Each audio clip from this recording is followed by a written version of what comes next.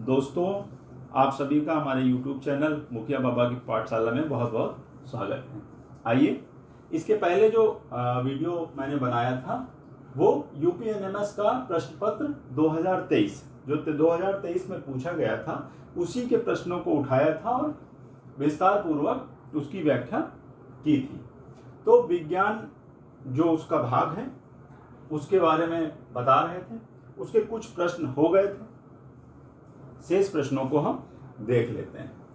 तो प्रश्न है, यदि गैस तथा द्रव्य में ध्वनि का वेग x1 व x2 है। ध्वनि का वेग हमको दिया हुआ है x1 और ध्वनि का वेग गैस में x1 है और द्रव में ध्वनि का वेग कितना है x2। तो बताना यह है कि इनमें कौन अधिक होगा। नीचे शर्तें दी हैं, x1 is greater than x2, x2 is greater than x1 and x1 is equal to x2।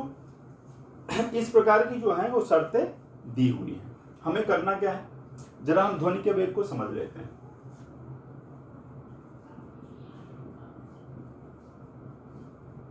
इसके माध्यम से इससे संबंधित कोई भी प्रश्न बनेगा, सभी प्रश्नों का हमको उत्तर मिल जाएगा।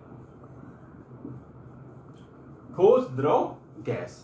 ध्वनि का वेग जो होता है वो सबसे अधिक किसमें होता है, ठोसों में। किसमें होता है, ठोसों में। उसके बाद द्रव में, उसके बाद गैस में। कहने का मतलब है कि ठोस में ध्रुव का जो ध्वनि का वेग होगा वो सबसे अधिक, उससे कम द्रव में और उससे कम गैस में। तो सबसे अधिक ध्वनि का वेग किसमें होता है, ठोस में, और सबसे कम किसमें होता है, गैस में।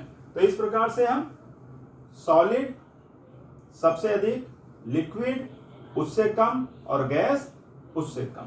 तो इस प्रश्न का जो उत्तर हो जाएगा वो द्रव में अधिक होगा और गैस में कम होगा। तो उत्तर हो जाएगा x2 is greater than x1, x2 is greater than x1। ये प्रश्न पूरा हो गया। आइए हम अगले प्रश्न को जानते हैं। अगले प्रश्न में दिया है, मानव नेत्र का लेंस निम्नलिखित होता है। तो मानव नेत्र का लेंस जो होता है वो कैसा होता है,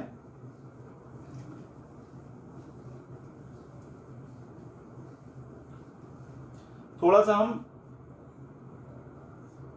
बात कर लेते हैं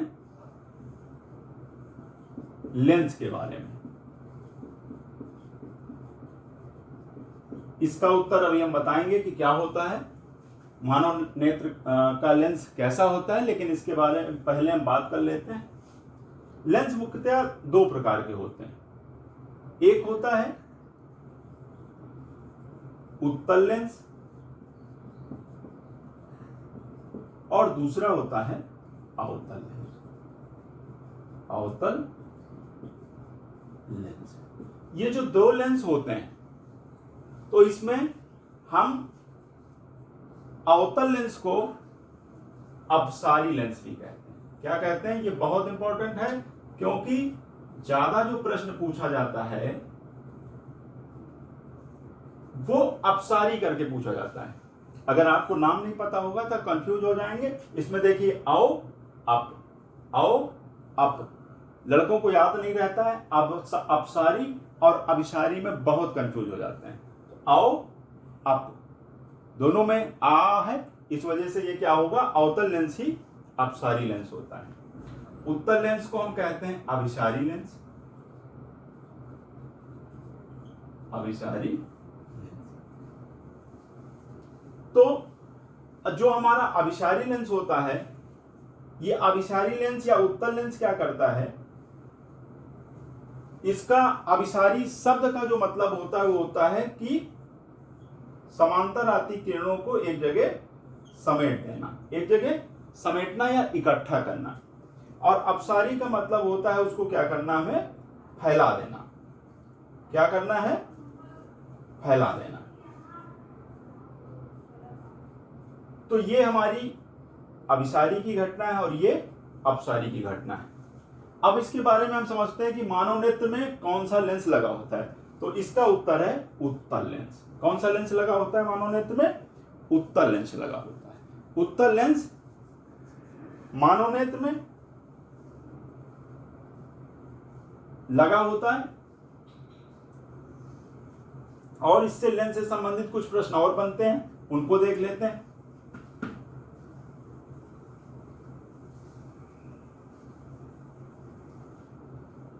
इसमें देखिए एक बहुत लेंस से संबंधित, लेंस की बात हो रही तो ये बहुत पूछा जाता है कि निकट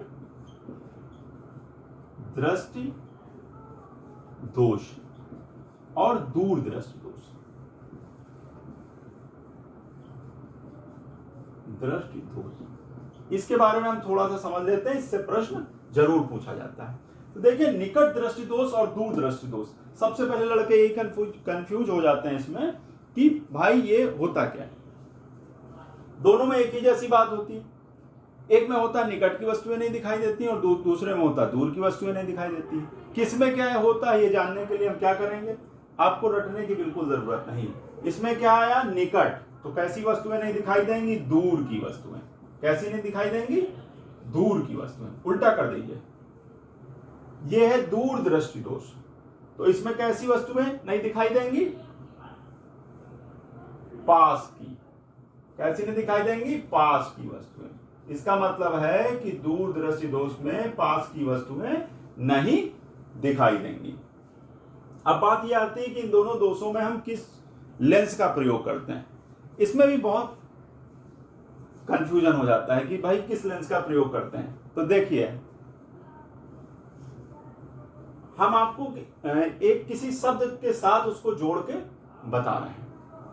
इसको जरा गौर से देखिए, ये हम पहले दूर की बात करते हैं। तो दूर में निकलता है दू, क्या निकलता है, दू। क्या निकल रहा है, ऊ। तो इसमें कौन सा लेंस प्रयोग किया जाएगा, दूर दृष्टि दोष में कौन सा लेंस प्रयोग किया जाएगा, उत्तल लेंस। कौन सा लेंस प्रयोग किया जाएगा, उत्तल लेंस। तो दूर दृष्टि दोष को दूर करने के लिए किस लेंस का प्रयोग किया जाएगा, उत्तल लेंस। याद कैसे रखेंगे, रटने की बिल्कुल जरूरत नहीं है। दू, ऊ निकल रहा है, तो इसका मतलब इसमें कौन सा लेंस प्रयोग किया जाएगा, उत्तल लेंस। अब जब इसमें उत्तल लेंस होगा तो दूसरे में क्या होगा, अवतल लेंस होगा। निकट में क्या होगा, अवतल लेंस का प्रयोग किया जाता है। एक बात, ये कभी कभी उत्तल लेंस ना पूछ के ये पूछता है कि भाई दूर दृष्टि दोष में किस लेंस का प्रयोग किया जाता है, और नीचे दे देता है अभिसारी और अपसारी। अपसारी, अभी आपको थोड़ी देर पहले हमने बताया हुआ है कि इसमें से कौन सा अवतल लेंस होगा और कौन सा उत्तल लेंस होगा। दोनों के नाम देख लीजिए, ऊ में क्या आता है, उत्तल में ऊ, और अवतल में क्या आता है, आ आता है। तो औ जिसमें आएगा तो उसको अब के साथ नहीं जोड़ना है, किसके साथ जोड़ना है, अप औ। जो अवतल लेंस होगा हमारा वो कौन सा होगा, अपसारी लेंस होगा। कौन सा लेंस होगा, अपसारी। और जो उत्तल लेंस होगा ये कौन सा लेंस होगा, जब ये अपसारी हो गया तो दूसरा क्या हो गया, उत्तल लेंस, अभिसारी। ये दोनों नाम याद रखना बहुत आवश्यक है, क्योंकि जो प्रश्न पूछा जाएगा उसमें ये उत्तल लेंस ना देके आपको अभिसारी और अपसारी लेंस देगा, और फिर हमको क्या करना होगा, उत्तर निकालना होगा। ये बात भी अगर आपको याद नहीं रहती तो देखिए निकट दृष्टि दोष के साथ निकट, तो एक शब्द आप याद रखिए, निकाव। ठीक, मैं मुख्य रूप से जो ये वीडियो तैयार करता हूं ये ग्रामीण परिवेश के बच्चों के लिए ही तैयार करता हूं। तो जो जिन शब्दों का चयन करता हूं, कोई ट्रिक बनाता हूं, तो उसमें हमारा प्रयास होता है कि हम ग्रामीण से जुड़े हुए शब्द ही उसमें लें। तो खेत में जब बच्चे निकालने जाते हैं तो उसी से एक शब्द हमने उठाया कि निकाव। तो अगर निकाव शब्द याद रहेगा निकट दृष्टि दोष में, निकाव, नी आओ, कौन सा, नी आओ, तो कौन सा लेंस हो जाएगा, उत्तल लेंस हो जाएगा। तो अगर हम इन शब्दों को एक दूसरे से नहीं जोड़ते हैं तो वास्तव में हमें ये बातें नहीं याद रहती हैं, ना अभिसारी और अपसारी याद रहता है और ना निकट दृष्टि। तो हमेशा जो है संदेह की स्थिति बनी रहती है, कंफ्यूजन बना रहता है। हमारा काम यही है कि आपका जो भी संशय है उसको दूर किया जा सके। तो इससे संबंधित ये प्रश्न, एक दोष और होता है उसको देख लीजिए जरा, दृष्टि दोष।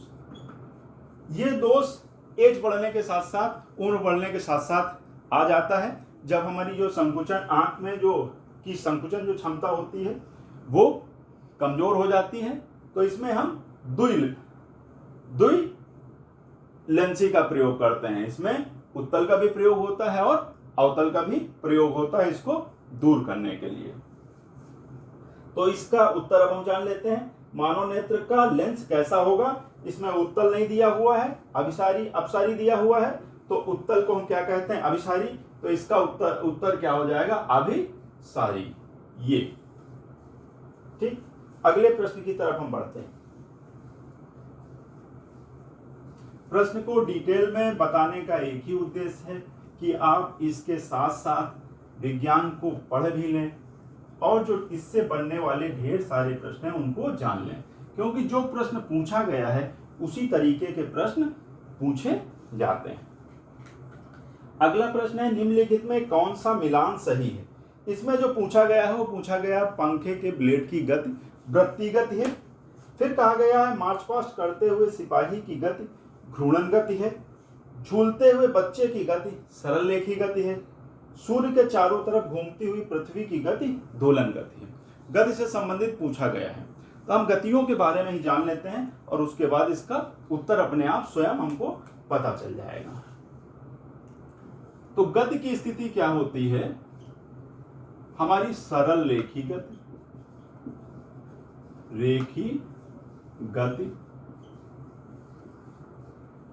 वृत्तीय गति,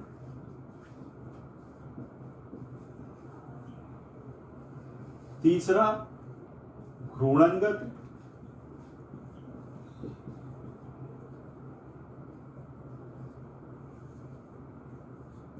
चौथा दोलन गति। इन गतियों के बारे में हम समझ लेते हैं कि ये गतियां क्या होती।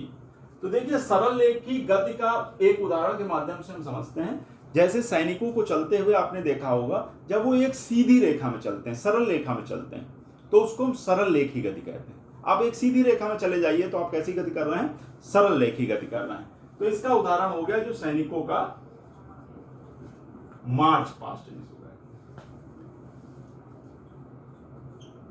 ठीक है, तो सैनिकों का एक सीध में चलना। दूसरी गति है वृत्तीय गति। तो जब आप एक वृत्ताकार मार्ग पर, जब कोई इस तरीके की गति कर रहा हो एक वृत्ताकार मार्ग पर, तो उसकी गति को हम क्या कहते हैं? वृत्तीय गति कहते हैं। एक उदाहरण के माध्यम से समझ लीजिए। एक गाय है, उसको खूंटा गाड़ के जो है हमने क्या किया, या जो है बीच में खूंटा गाड़ के बांध दिया। अब वो गाय रस्सी को ये कर गई, रस्सी को क्या किए? टाइट करके पूरा इसका एक चक्कर लगा लेती, तो ये मार्ग कैसा बन जाएगा? वृत्ताकार मार्ग बन जाएगा। दूसरा समझ लीजिए, जैसे कोल्हू का बैल, ये कहीं नहीं हटेगा। ये कोल्हू का बैल है, ये कोल्हू का डंडा हो गया। जब ये गति करता है तो कैसी गति करता है? कोल्हू का बैल वृत्तीय गति करता है। तो अगर इस प्रकार की गति होती है तो उसको वृत्तीय गति कहते हैं।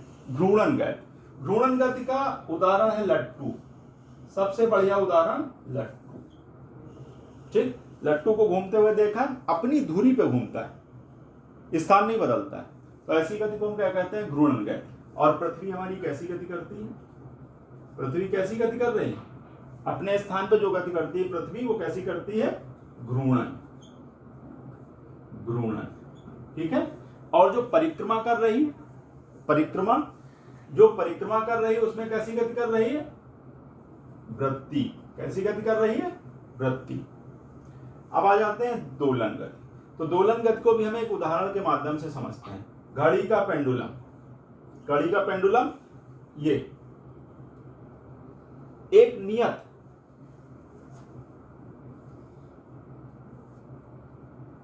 अपनी संतुलन की अवस्था से एक नियत दूरी तक ही जाता है। इसका विस्थापन जो होता है वो निश्चित रहता है। जैसे एक ईंटे को हम धागे में बांधें और हिला दें, तो वो किस प्रकार की गति करेगा? दोलन गति करेगा। ठीक है, उसका एक सिरा क्या है? निश्चित है, और दूसरे सिरे को हमने क्या किया? हिला दिया। तो इसी प्रकार घड़ी का पेंडुलम भी कैसी गति करता है? दोलन गति करता है। घड़ी का पेंडुलम। तो इस प्रकार से आप सारी गतियों को अच्छे से समझ गए होंगे। अब इससे कोई भी संबंधित प्रश्न बनेगा आप उसका उत्तर दे लेंगे। अब हम पढ़ते हैं जरा क्या है। तो मार्च पास्ट करते हुए सिपाहियों की गति घूर्णन गति लिखा हुआ है, गलत।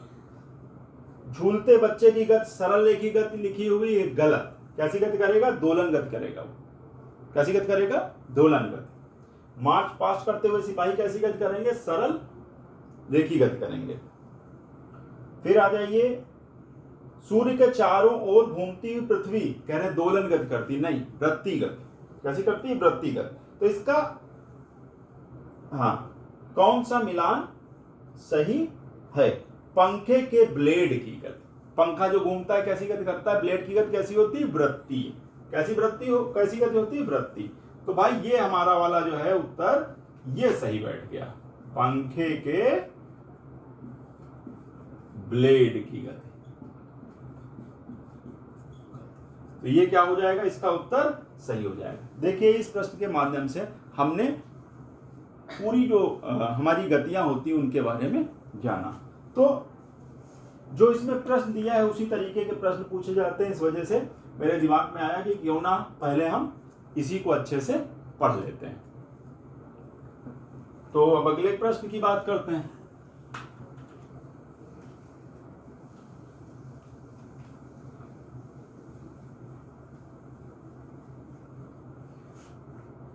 अगले प्रश्न में दिया हुआ है, ऊष्मीय ऊर्जा किसका मात्रक है? ऊष्मीय ऊर्जा का मात्रक। भाई ऊष्मीय ऊर्जा का इसमें मात्रक पूछा हुआ है। क्या पूछा है? ऊष्मीय ऊर्जा का मात्रक। तो देख लीजिए, ऊर्जा कोई भी हो, ऊष्मीय हो, गतिज हो, स्थितिज हो और कार्य हो, इन सब का मात्रक क्या होता है? जूल। क्या होता है? जूल। जो तो इन सब का मात्रक क्या होता है? जूल। तो इस प्रकार से ऊष्मीय ऊर्जा का मात्रक क्या आ जाएगा? जूल। इसमें दिया हुआ है डिग्री सेल्सियस, तो आपका डिग्री सेल्सियस जो होता है वो ताप का मात्रक होता है।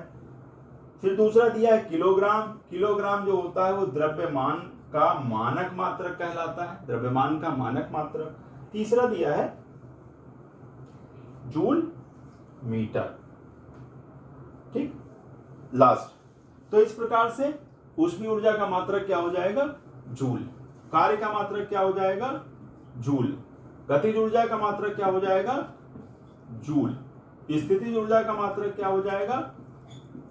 जूल। कार्य का एक अन्य मात्रक और होता है, उसको हम कहते हैं, जैसे ये जूल होता है उसी तरीके से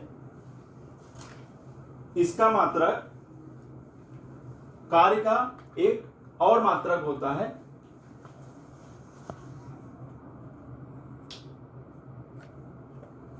अगला प्रश्न है कि निम्नलिखित में कौन सा अनवीकरणीय ऊर्जा का स्रोत है? तो देखिए समझ लीजिए पहले, ये हर बार इससे प्रश्न पूछा जाता है, अनवीकरणीय या नवीकरणीय। तो इन शब्दों का मतलब समझ लीजिए कि होता क्या है। देखिए नवीकरणीय जो ऊर्जा के स्रोत हैं वो ऐसे स्रोतों को हम कहते हैं जो असीमित मात्रा में, असीमित मात्रा में, कैसे? असीमित मात्रा में उपलब्ध हैं, जिन्हें पुनः प्राप्त किया जा सकता है, जैसे सौर ऊर्जा, पवन ऊर्जा,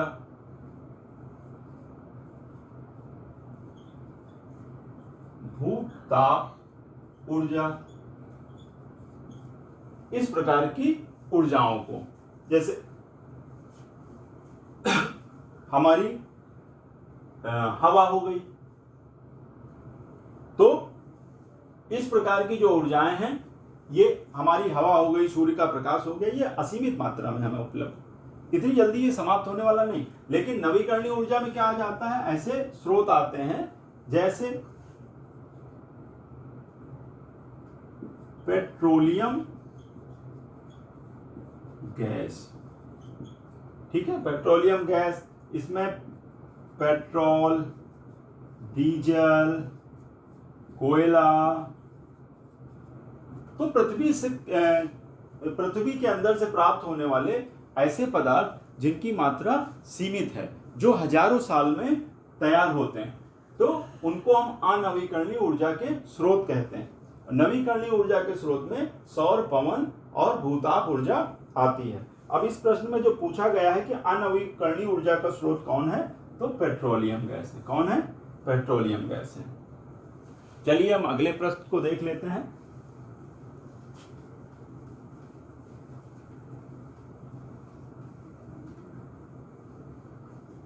अगला प्रश्न है हमारा कि निम्नलिखित में कौन ध्वनि परिवर्तन का उदाहरण नहीं है। तो देखिए इसमें दिया हुआ है प्रतिध्वनि। तो प्रतिध्वनि होती है ध्वनि टकरा के